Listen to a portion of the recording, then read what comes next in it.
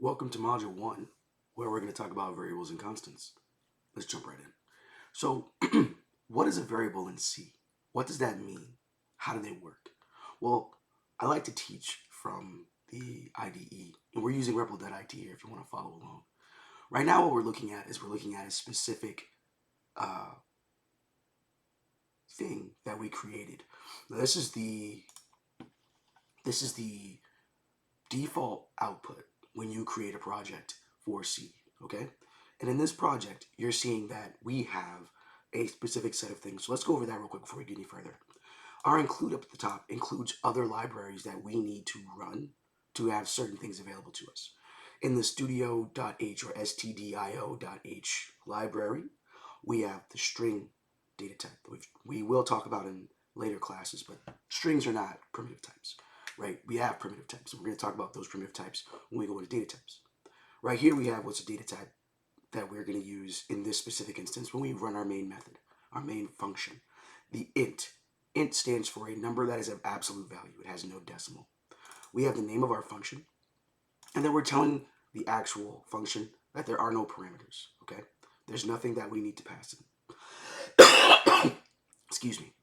At line 4, we have a function called printf. And what printf is, it's a written function that is we are executing or we are calling from another library. In this case, whatever is built into the stdio.h or the language itself has the printf function directly embedded inside the program. In these double quotes, we have what's called a string. And a string is a collection of characters. We're going to go more into that into data types, but I just want to explain to you what you're looking at because I don't want it to be confusing when I start talking about it. Lastly, we have return. What return means is that when this method is finished, what it should do is return the value of 0 to the stack trace. What is the stack trace?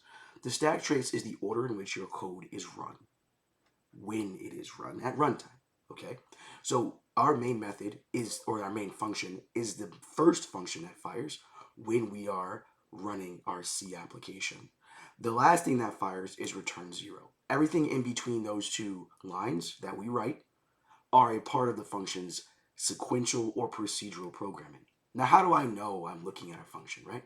Other than the int and the name and all of this. Well, two reasons why I know I'm looking at a function. The first reason is that there are parentheses. Every function has parentheses to allow us to pass parameters in, pass arguments in if we so desire. And a function has curly braces. Now, these curly braces are very important because programming statements can only be contained within curly braces. They cannot be contained in any other way. Okay, so now that we're done speaking or discussing what this is, and if you need a rehash, I did go quite quick. This is a micro lecture. So if you want to see that again, just rewind the video, watch it again. Okay, great. Now, let's talk about variables. So what is a variable? Well, according to W3 Schools and Programmese and Geeks for Geeks and Tutorials Point, I use all of them as resources. They're very good. If you want to go into W3 Schools and do their tutorial on C, I highly recommend it. But from W3 Schools, a variable is nothing more than a container of stored data values. Now, these data values need to have a specific type assigned to them when we store them. Now, what does it mean by store? Well, there's different types of storage in your computer. Every computer has the same type of storage. Either you have a hard drive, this is more of a persistent storage location, and that can be disk, magnetic disk, or tape, or it could even be SSD in the modern age of fast computing. There's another storage that a lot of users don't necessarily pay a lot of attention to, and it's a storage that's used directly by your processor. It's called random access memory. Your random access memory is where all of the processes that your processor is trying to process, right? All the equations, all the algorithms, everything that's going on at the processor level, all of it gets sent to the RAM when the CPU can't hold those mathematical papers, if you will, in its own memory. Your CPU has caches of memory that is close to the processing unit that allows it to quickly retrieve data when it needs to. But that normally gets filled up very quickly with the core processes the processor needs to run for operating systems, applications, whatever. So your RAM is highly important because your RAM is the next best thing that your CPU can use to stay quick, if you will, performant, right? To stay efficient and available when it is processing algorithms, when it's processing equations. And please understand, everything to the processor is an equation, and the output is always a 1 or a 0. We're going to go into that when we get into data types. Either way, there are different types of variables. But for the most part, I don't want to talk about two types of variables, okay? We're not going to get into data types at this moment in time, like integer and string and character. What I want to talk about is A, how do we write a variable? And B, what in the heck is a constant? Okay, so if I wanted to use a variable, let's say I wanted to write my name into the print. So firstly, let's run this. And as you can see, I have some other things here that I was running in the past, but I just want you to concentrate on the bottom here. Hello world. Within the printf function, we have an argument or a parameter, however you want to observe this, going into the function that allows us to print these characters, or this string, if you will, in the console. But what if I wanted to add to it? Well, it's actually not that hard. First things first, we're going to remove the special character at the end of the string. This \n stands for new line. We don't want that here because anything that I add to this is going to create a new line. So I'm going to erase this. Now let's make a variable. We're going to say string, if it allows me to. Yep. Name. I wonder if this is the right call. On declare use of string, let's bring in, let us fix that for a second.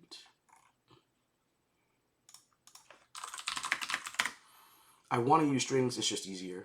There we go. I'm going to import the library to use strings, just to make this easy. So, the library I just imported is a library for strings. I do not want the lib library, thank you, Copilot. So, a note on Copilot. Don't use Copilot when you're beginning to develop. Copilot's a great assistant. It's IntelliSense 2.0. It gives you ideas that you might already have to move forward. My greatest concern is that you use Copilot in a way that impedes your ability to understand what's happening. Copilot's a great assistant, but AI in and of itself, AI, Copilot, whatever you want to call it, when we develop, is only important if and when it understands what you're trying to do. Otherwise, you're wasting your time. So let's fix this. Let's see if I can pull in the string. Let's fix this. See if I can pull in the string.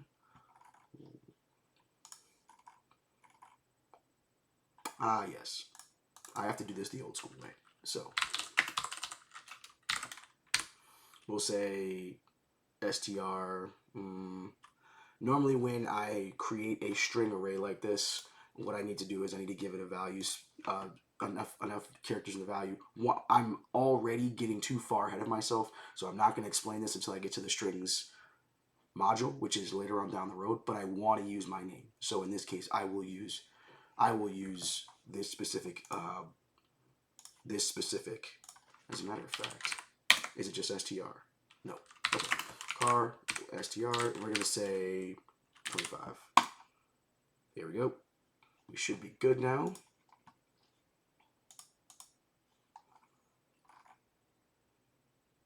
We should be good now. I don't even think I need the value there. But I also don't think I have the right library that I'm pulling in.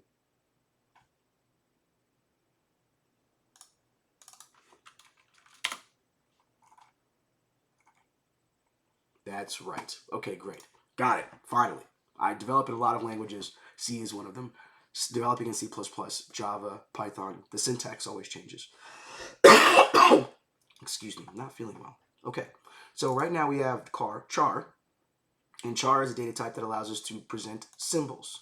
And because a string is not a primitive type, we need to say, I want to create a character array with name str. This is going to contain my name, okay? My name is going to get assigned to this variable. Now, once again, I want to familiarize this to you. I'm not going to explain it very much here. I will explain it later on down the road, but I want you to become familiar with how to build strings in C, because strings will be the #1 thing that you need to deal with when you're doing anything in development.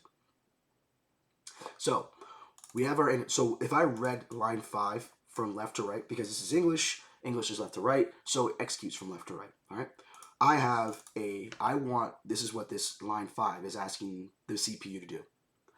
Please, I always say please create a storage location with data type char that has the name str, that has an array that's not defined. I don't have a length in here, right? Normally you would put a length to the array here. I'm not doing that.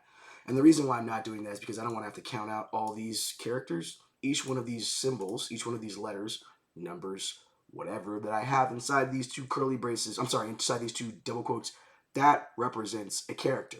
An array of characters is a string.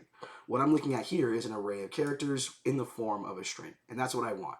So what I'm saying is I don't really care how big this is. I want you to determine that. That's why there's no number here.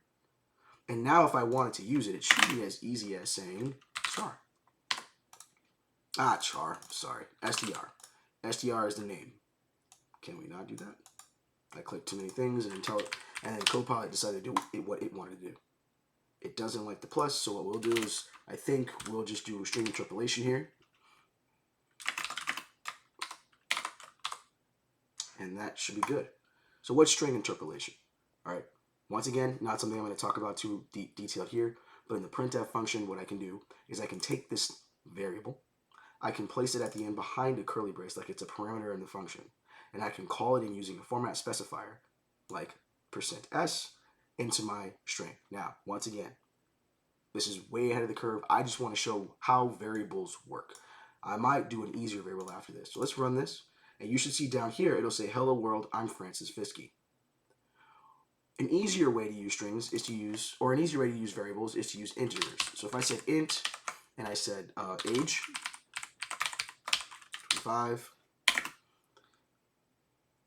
and I said age, then here I said B, I believe.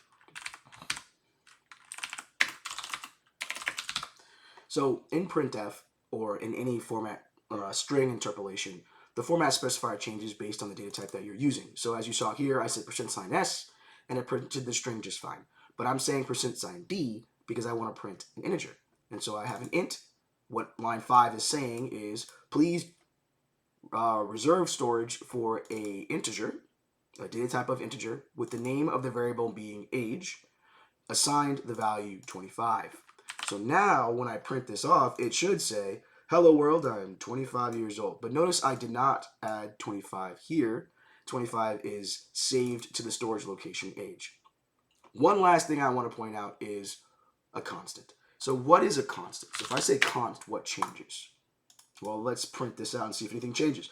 Nothing changed. Well, what actually did change? Well, what changed is the ability to change this value.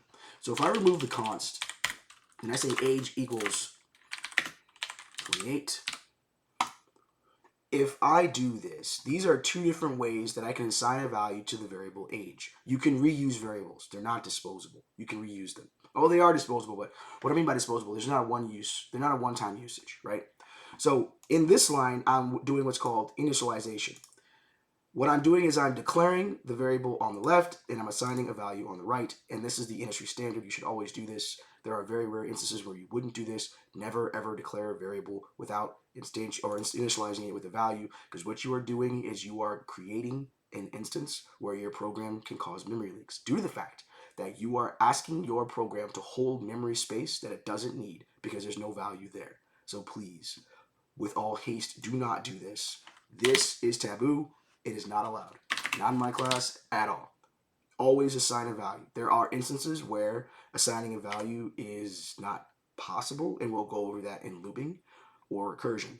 Otherwise, please, please, please assign a value at all times when you're creating a variable. And on top of that, I can reuse this variable again. So let's say I wanted to practically reuse this.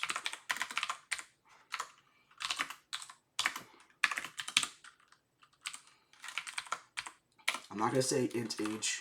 I'm just going to say age. I don't have to declare the data type because the storage location already has the data type that it needs. So now all I need to do is say, hey, remember that storage location age? I want you to assign it the value of 28 now. And I'm going to use this again to say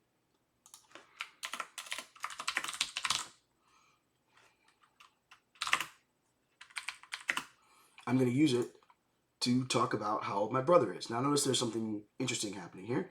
They're all in the same line, which is probably why the program gave us that backslash in the string to break the line. So let's run it again. They are both on two lines. And notice it says, hello world, I'm 25 years old. Hello world, my brother is 28 years old. It used the same location for two different values. Now what happens here is this variable is stored in a storage location in RAM. When we add or assign a new value to it, it wipes out the old value completely, and it's never accessible again unless you reassign it. I know this is a longer micro lecture, but the last thing I want to go over is const. If I use a constant, what it does is it locks this age after it's assigned a data value. Okay.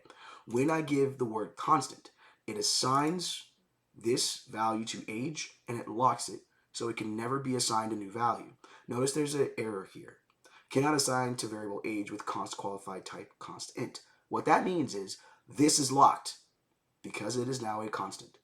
And because it is a constant, I cannot change it. Also, because I now made it a constant, what I need to do is I need to capitalize so that the rest of the developers that work with me know at first glance, hey, this is a constant.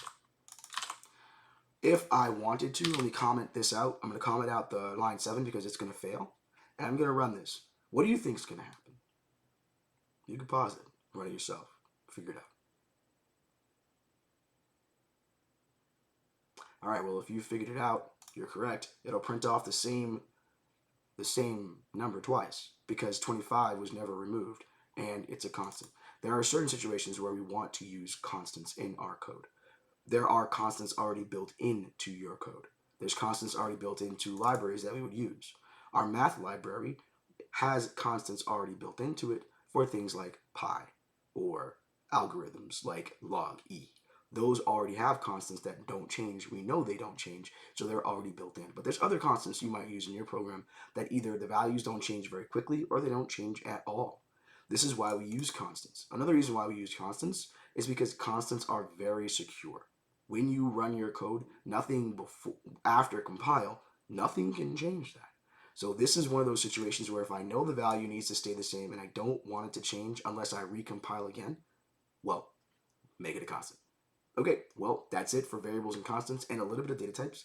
In the next lecture, we're going to talk about data types. Otherwise, as I say in all my videos, good luck, have fun, ciao.